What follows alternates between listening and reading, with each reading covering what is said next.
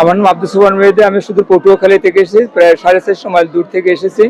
আমি গেল 23 তারিখে ঢাকায় এসেছি এবং 29 তারিখ পর্যন্ত আমি ঢাকায় ছিলাম। তারপরে আমি চলে গেছিলাম বাড়িতে, এক রাত্র বাড়িতে ছিলাম। 29 তারিখ রাতেই খবর পেলাম, আমি একটা রেডিও চালাই, শুনলাম যে ম্যাডাম খালেদা জিয়া খুবই অসুস্থ, শ্বাস প্রশ্বাস বেড়ে গেছে। তোমার সন্দেহ হলো যে আজকে মনে হয় আর যে তার মেডিকেল টিমের যে মিডিয়ায় থাকে, সে বলল, তার কণ্ঠস্বরই কেঁপে গেছে। ভোরবেলা ঘুম থেকে উঠে আমি রেডিও অন করছি, করন্তলা হয়েছিল, তখন আর খবরটা কিছু পেলাম না। বন্ধ করে আমি গেলাম বাইরে, কাজ ছেড়ে এসে যখন রেডিও 7টার সময়তে বের হয়েছি, যখন ধরলাম তখনই রেডিওতে প্রচার করতে শোক সংবাদ, তখনই আমার বোঝা হয়ে গেছে শোক সংবাদ। আমাদের গণতন্ত্রের মাতা, সে ডেমোক্রেসির মার জীবিত নেই, সে চলে গেছে। তারপর শুনলাম, রেডিওটা নিয়ে বাইরে হয়ে আসলাম, মোবাইলও দেখা গেল যে হ্যাঁ, মার নেই। তখন তো কান্নায় ভেঙে পড়ি এবং সবাই করে রাস্তায় রেডিও নিয়ে রাস্তায় এসেছি। আমি একটু বিএনপি পাগল, এটা সাপোর্টার, এবং সবাই একটু আমাকে লেখালেখি করি, একটু হাসাহাসিও করে যে এখন দেখেন নিজের খাওয়া খাই, নিজের মই বোনের তাসায়, নিজের টাকা কোথায় পাইছে জানি না, আবার কোনো কাজটা বেচছে নাই জানিয়ে গেছে। আমি একটু শেষ করি। তারপর আমি বিকেলে আমি চলে আসি, চিন্তা করলাম ভাইয়ের বাসা আরেকখানে গেলে তারা তো রাত কাটাবে শোকে, তার সাথে আমি এবার কের সামনেই যাই।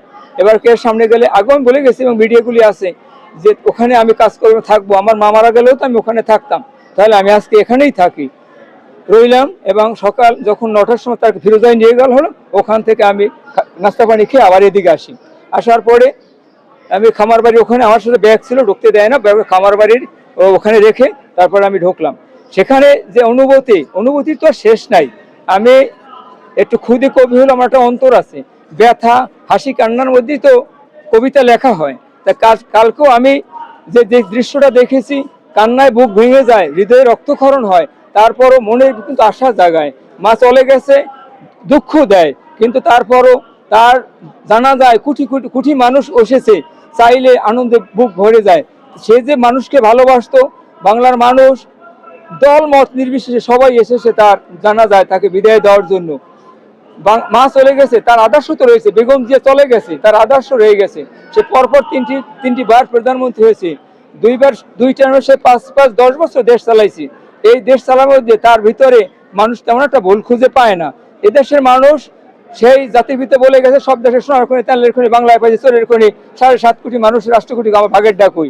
তা এবার এই বছর নারসিদ্ধি পাটোয়ারি বলছে যে সব জায়গায় তো চোর আছে, তাহলে নির্বাচন চলবে কেমন তারা? তা আমি বলছি যে চোর দিয়ে করতে হবে। সে বলছে যে কম্বলের লোম বাঁচতে তো কম্বল থাকবে না, তবে চলবে কেমন তারা? আমি বলছি না, কম্বলের লোম কেস্তারে দিয়ে এমন ভাবে পালিশ দিতে হবে যা মাথা জাগাইতে না পারে, এমন আইন পাশ করতে হবে যাতে ওই আমরা নির্বাচনটা সুষ্ঠুভাবে। এখানে আছে তত্ত্বাবধায়ক সরকার না, তৎকালীন সরকার, জনগণের সরকার, ডক্টর মোহাম্মদ ইউনূস একজন নোবেল বেজে, সে একটা ভালো মানুষ আমরা মনে করি। সে না থাকলে আমরা এই প্রেক্ষাপটটা পাইতাম না। জুলাই আন্দোলনতে প্রেক্ষাপটটা তৈরি হয়েছে, এজন্য ধন্যবাদ পায় সবাই, জনগণ সহ, সেনাবাহিনী সহ, জনগণ সহ, ছেলেরা সহ সবাই ধন্যবাদ পায়। তো সবাইকে আমি ধন্যবাদ সিক্ত করে এই জাতির জন্য বলতে চাই, বেগম জিয়া যে আদর্শ রেখে গেছে, তার কবরের পাশে, মাজারের পাশে জিয়ার, শহীদ জিয়ার মাঝে আমি সব দেশে আপনাদের মিডিয়ার মাধ্যমে সারা বাংলাদেশের মানুষকে জানাইতে চাই, বেগম জিয়া চলে গেছে, কিন্তু তার আদর্শকে আমরা কবরে দিই নাই। আদর্শকে 18 কোটি মানুষের বিশ্বের দরবারে তুলে ধরবো, প্রচার করব। তাদের একমাত্র এতিম সন্তান বলবো, বাবাকে হারাইছে তারেক জিয়া, ভাইকে হারাইছে, মাকে হারাইলো গতকালকে পরশুদিন।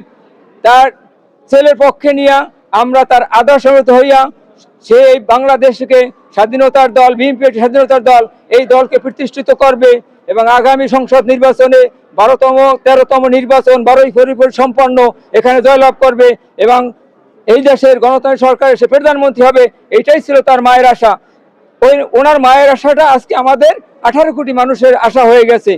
স্বৈরাচারী শেখ হাসিনা পালিয়ে গেছে, ওনার দলে যারা এমনি ভোটার আছে, সাধারণ ভোটার, আমাদের সাথে কথাবার্তা হয়, ভাই এবারে ভোট কিন্তু আপনারাই পাবেন, নিশ্চিন্তে থাকেন, কারণ আপনারা গণতন্ত্রের দল, স্বাধীনতার দল, আমরাও গণতন্ত্রের দল, আমাদেরকে ফেলে দিবেন না। আমি বলছি, হে ভাই, তোমার কেন ফেলবো? তোমার যারা পালাবার সব পালাই গেছে, তোমরা তো কারো মাথায় বাড়ি দাও নাই, আমরা তোমাদেরকে নিয়ে নেবো।